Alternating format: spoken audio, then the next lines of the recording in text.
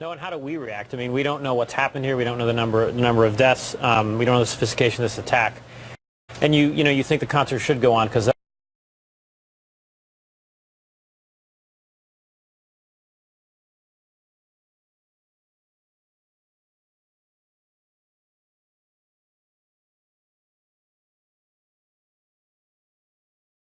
but the attacks have slowed down.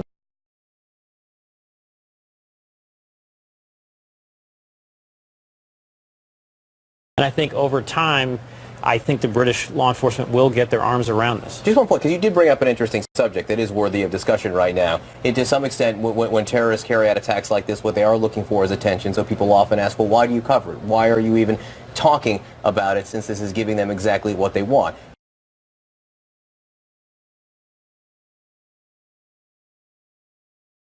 Public safety aspect of this for the people of London right now who want to know where they can go that will be safe, and for everyone around the world who knows people in London. You want to know if your loved ones are safe. Obviously, here in New York City, police are monitoring this as well because they want to know if this city is safe from incidents like this. You know, again, it's a tough decision, but there is also value in making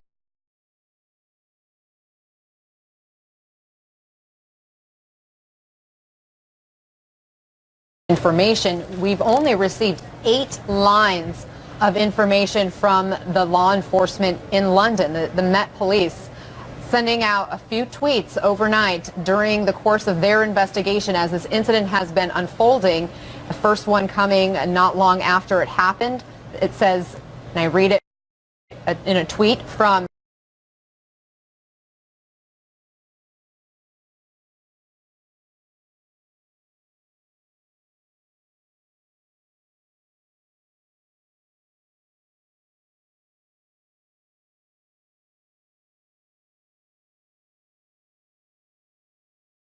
midnight local time on June 4th. The incidents at London Bridge and Borough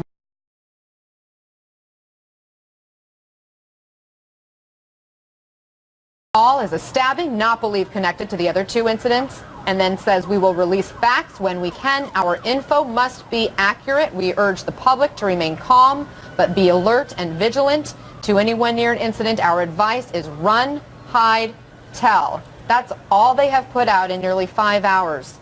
Kimberly Dozier, is that typical of the British law enforcement and the intelligence to keep very close to the vest the information as they're investigating, or is this being treated differently and a sign of something else? This is absolutely typical. They want to preserve the element of surprise. Look, right now they've got a situation that is, we don't know if it's still evolving. They may still be looking for suspects in that area that they've cordoned off, a large part of London. That could mean house-to-house searches. We can't get in there, so we don't know exactly what's going on. But if they have suspects in hand and one person whose forensics they can run, they can try to identify them, they want to try to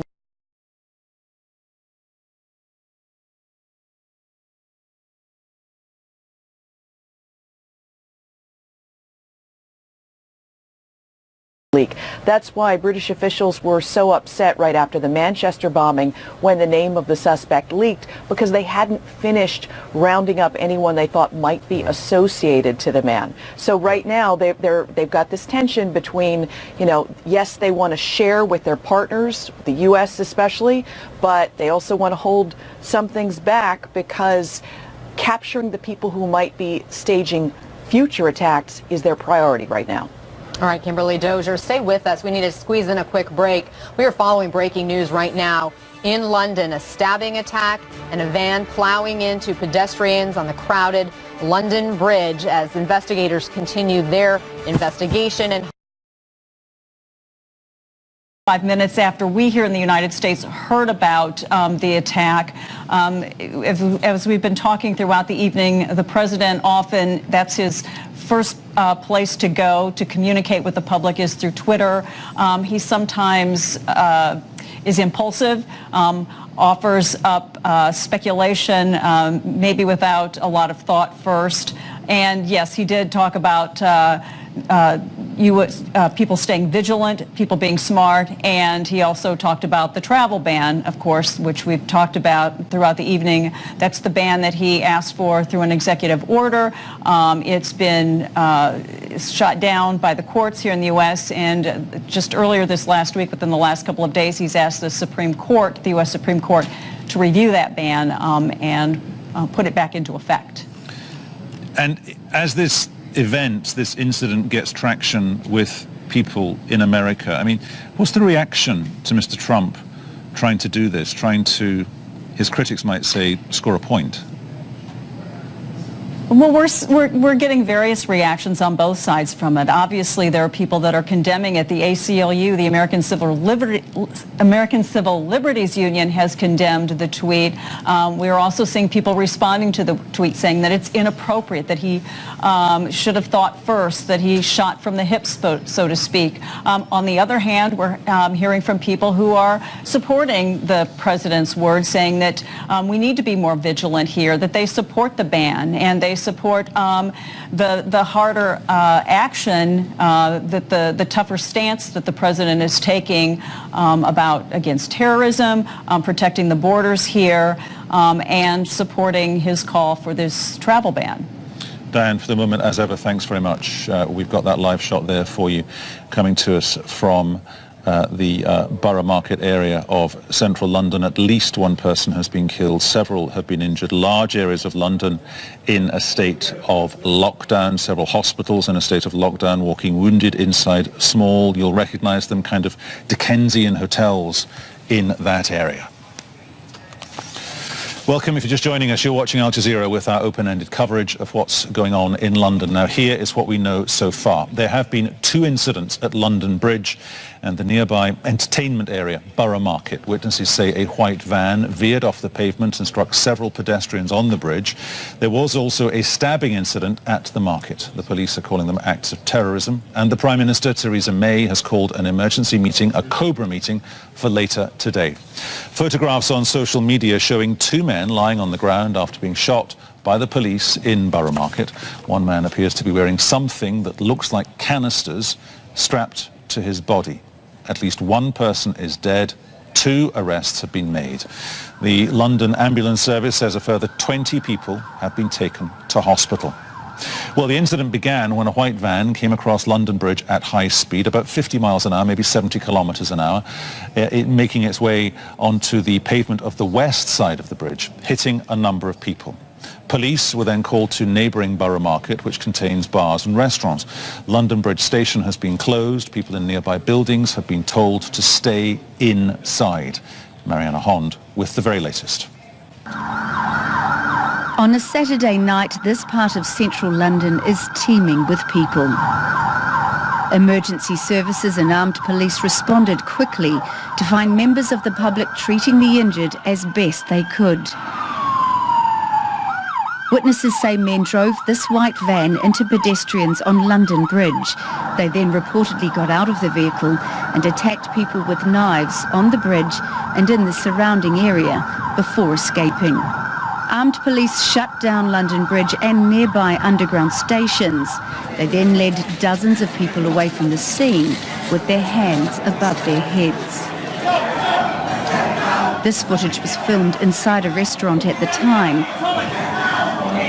The panic and the fear clear in people's reactions as police tell them to take cover.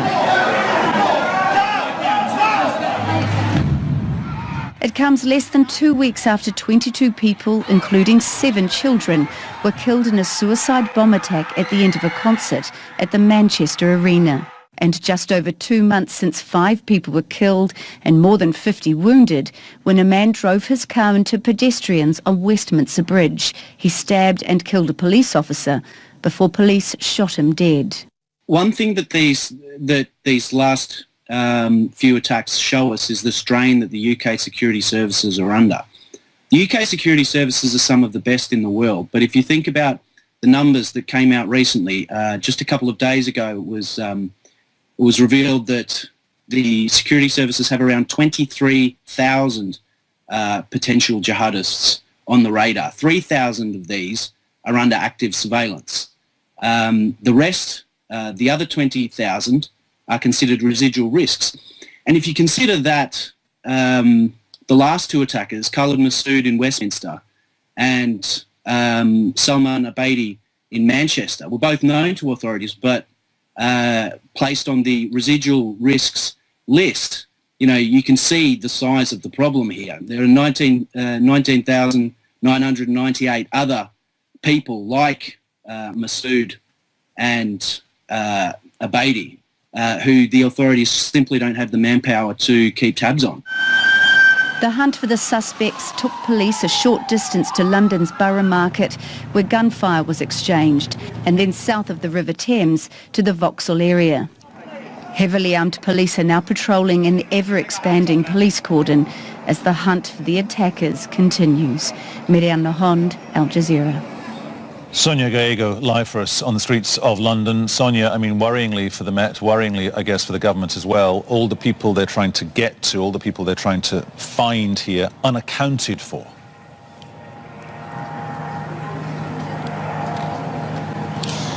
Indeed, and it just goes to show how something like this is actually really a question of manpower as well, and the amount of manpower that is required to keep tabs on these situations. And if you're talking about surveillance as well, just sort of figuring out actually how there has to be sort of a team monitoring 24/7, and that is really sort of quite an onerous task for any security force as well. Currently we have a situation here where this area here, which is quite a sizable chunk of this part of central London, under lockdown as well. Now in that under lockdown as well, you have two major hospitals, and a children's hospital as well under that lockdown as well. You have a main bridge that connects the north and south part of the city also shut down. You've got also London Bridge Station itself, a major transport hub connecting not only the overground but also the underground rail system as well. So all of this sort of under lockdown, so police can undertake all their investigations properly. We have, since we've been here,